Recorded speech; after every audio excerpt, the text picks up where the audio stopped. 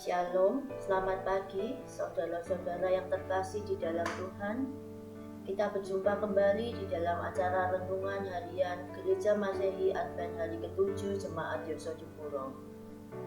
Judul renungan kita hari ini adalah kecongkaan.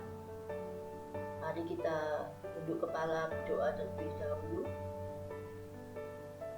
Tuhan Bapa kami yang bertahta di dalam kerajaan surga, Bapa yang Maha Pengasih dan Penyayang, terima kasih ya Tuhan atas kesempatan yang Engkau berikan bagi hamba-Mu untuk memberitakan akan firman-Mu pagi ini. Layakkanlah hamba-Mu untuk membawakan akan firman-Mu dengan benar. Berkatilah sehingga firman-Mu menjadi nyata di dalam kehidupan kami. Kami berdoa di dalam nama Tuhan Yesus, Juru Selamat dan Pengantara kami. Amin. Kasih karunia atau anugerah seperti air mengalir ke tempat yang lebih rendah. Semakin kita merendahkan diri, semakin banyak kita menampung kasih karunia Allah. Anehnya, banyak anugerah justru mendorong orang makin merendahkan hatinya, bukan menjadi congkak. Tetapi mengapa Allah menentang orang yang tinggi hati? Bila kita memeriksa awal sejarah umat manusia, ternyata kejatuhannya ke dalam dosa terjadi karena ingin menjadi seperti Allah. Di balik pelanggaran atau penolakan firman Allah adalah anggapan bahwa manusia bisa menentukan nasibnya sendiri. Dan yang ini fatal. Ia menganggap diri lebih tinggi daripada firman Allah. Akibatnya, kejatuhan manusia dalam sekali. Itulah sebabnya Allah menentang orang yang tinggi hati.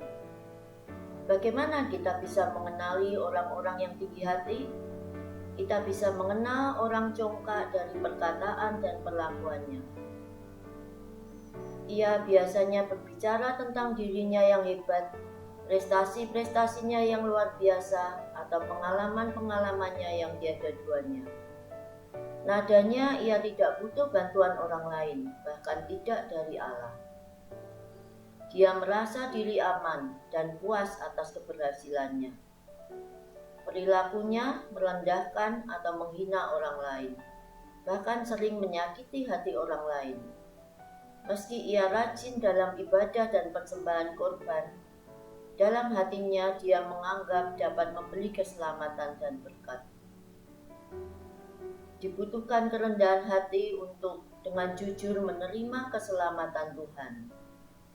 Hal ini pun berlaku bagi kita dalam menerima tawaran keselamatan dalam Yesus Kristus. Secuil pun keangkuhan dalam diri kita akan membatalkan anugerah Allah. Seperti terdapat di dalam 1 Petrus 5 ayatnya yang kelima, Allah menentang orang yang congkak dan mengasihi orang yang rendah hati.